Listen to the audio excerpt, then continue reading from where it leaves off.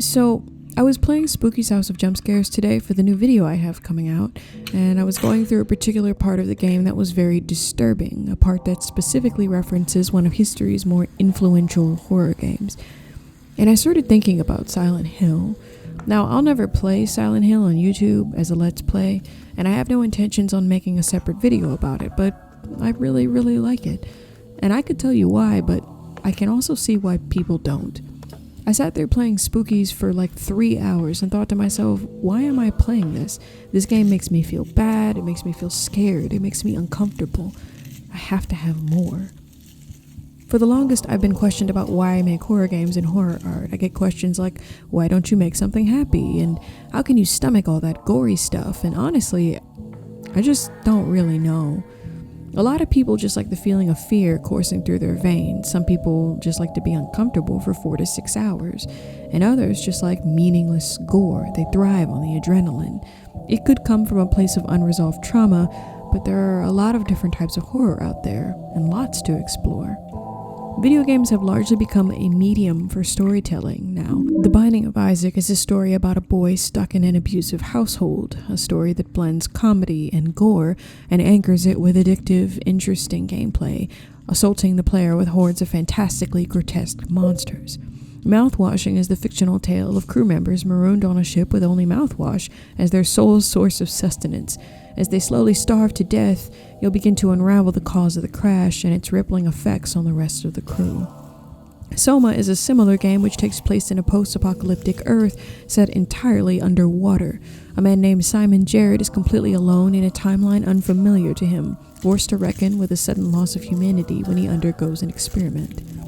Darkwood is about a forest which consumes everything in its path, leaving a town to struggle with mutation, rot, and eternal darkness.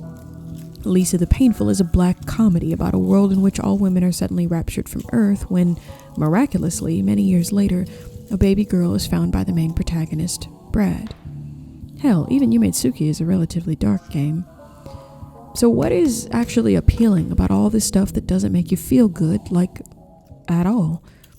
And the answer is, nothing.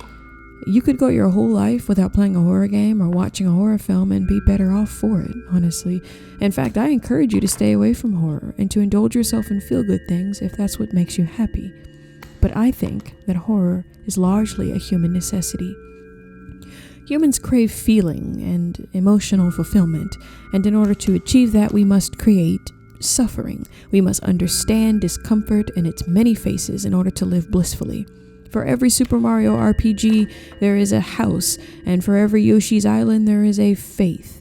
We must feel the whole spectrum of emotion, and we must understand and absorb sadness. Even in games like No More Heroes and Persona, there's that special twinge of darkness, an edge that makes action sharper and more engaging. There are stakes. Unless you like to just be scared for fun, or unless you're drawn to horror like a moth to a flame, like me, for instance, there's really no appeal to being frightened for several hours. Unless, of course, you want the whole human experience. Yes, life sucks, and then you die. But to understand the challenging nature of being an artist and the challenging nature of storytelling, you'll have to learn what makes us tick, what makes us feel weak and strange. And that's why we love horror games. They're a roller coaster that never ends. A well-made horror game is the story of human error and human success. It's very difficult to make a good scary story, and it's infinitely harder to make a scary story with real good gameplay. If you can master horror, I think you can master any other genre, and you'll have unlocked the key to all good work: suffering.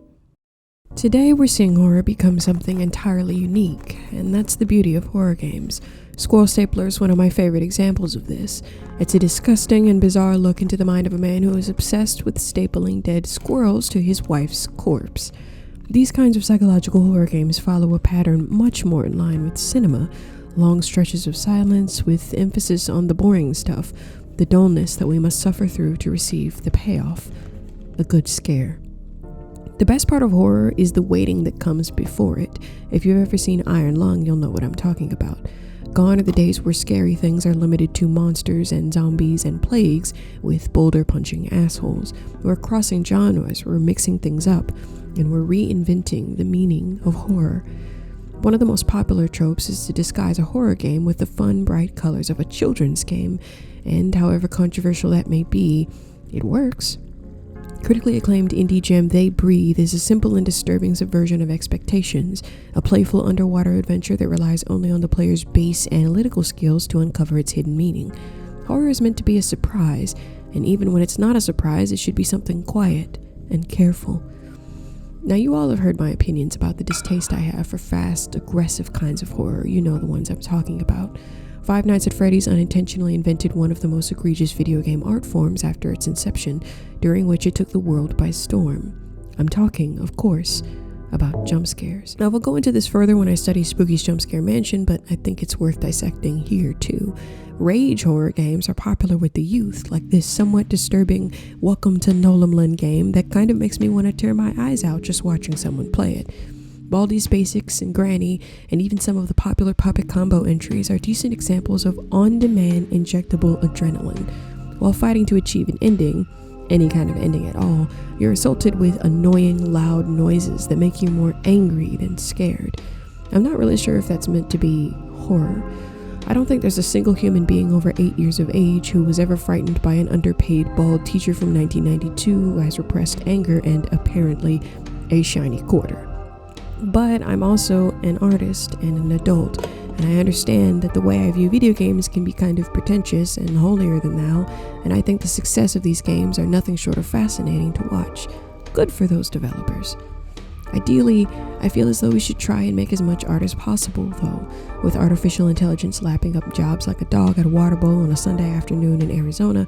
It's more important now than ever to make our mark on human history. I think we should say all that can be said for as long as it can be. Whether that's done through horror or through a Hello Kitty adventure style game, it doesn't matter.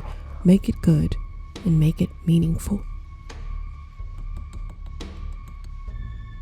I think the main takeaway is that for someone like me, horror is honest. It's the easiest lens to see the world through, and therefore connects to its audience in a way unlike any other genre. I've talked about all this before, though. I know it's nothing new. I've recently decided to slow up on streaming for a while, and I'm really looking forward to showing you some interesting horror games I've come across in between animations. This cooking thing could be a one-time video, or it could be one in a series of many. Just tell me what you think. This is how the chili turned out, by the way. It ended up way too spicy, so I had to cool it down with a few splashes of heavy whipping cream and some sour cream, which thickened it up and gave it a warm and hearty texture. It's a white turkey bean chili with cannellini beans with some pan-fried cornbread and green beans on the side. It's nothing fancy, but I like making it. Thank you all so much for watching, strangers. I will see you all another time. And until then, stay tuned.